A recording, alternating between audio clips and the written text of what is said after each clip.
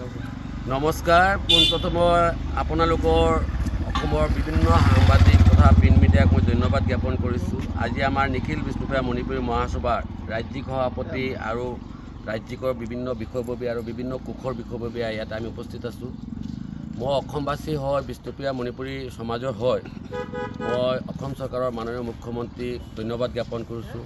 লগতে আমি জয়ন্তমল্ল বৰুৱা ডাঙৰীয়া আৰু আমাৰ মাননীয় মন্ত্ৰী কৃষ্ণপালকো মই ধন্যবাদ জ্ঞাপন কৰিছোঁ। এই মাইক্ৰ' ছ'চাইটি সমাজখনক আজি প্ৰয়াগৰাজ মহাকুম্ভত যিটো অসম চৰকাৰৰ উদ্যোগত যিটো আমাৰ ৰাসলীলা বুলি কওঁ সেইটো প্ৰদৰ্শন কৰিছে, আমি সমাজৰে আমি ধন্যবাদ যাচিছোঁ। মই অসম চৰকাৰক বিনম্ৰভাৱে অনুৰোধ জনাব বিচাৰিছোঁ যে এই বিষ্ণুপ্ৰিয়া মণিপুৰী সমাজৰ বিভিন্ন দাবী দাবা আজি বিগত কয়েক দশক ধৰি চলি আছে। অসম চৰকাৰে এইটো গুৰুত্ব সহকাৰে ল'ব বুলি মই আশাবাদী। তাৰ মাজত COPC আমাৰ এটা জ্বলন্ত আমাৰ সমস্যা আছে।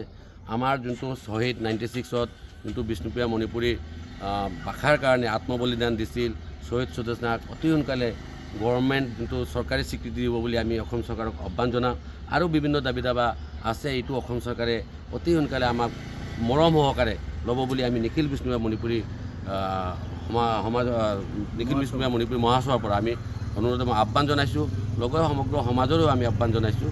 আৰু আগন্তুক দিনত আমাৰ এই সংস্কৃতিটো আমি ধৰি ৰাখিম বুলি আমি আশাবাদী।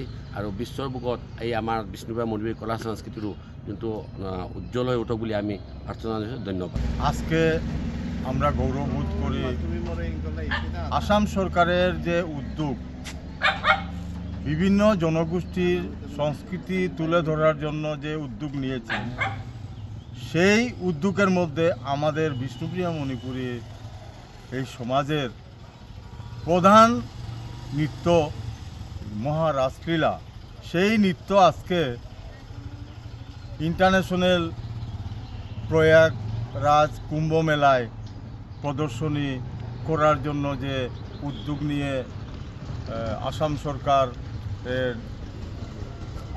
নেতৃত্ব, আসাম সরকারের প্রতিনিধি হিসাবে জয়ন্তমল্ল বড়ুয়া উনি নিজে উপস্থিত থেকে আমাদের এই রাসলীলা প্রদর্শন করেছেন, তার জন্য কোটি কোটি ধন্যবাদ জানাই এই আসাম সরকার তথা জয়ন্তমল্ল বড়ুয়াকে।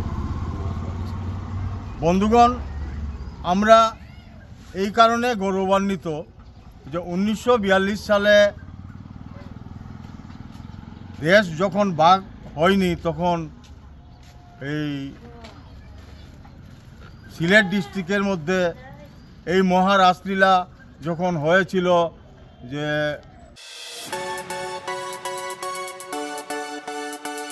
ৰঙাপাৰাবাসীৰ বাবে সুখবৰ।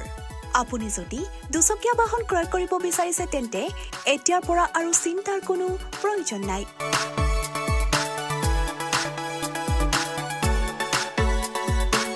আপুনিও আহিব পাৰে DBP associate Bajaj two wheeler ডিলাৰলৈ।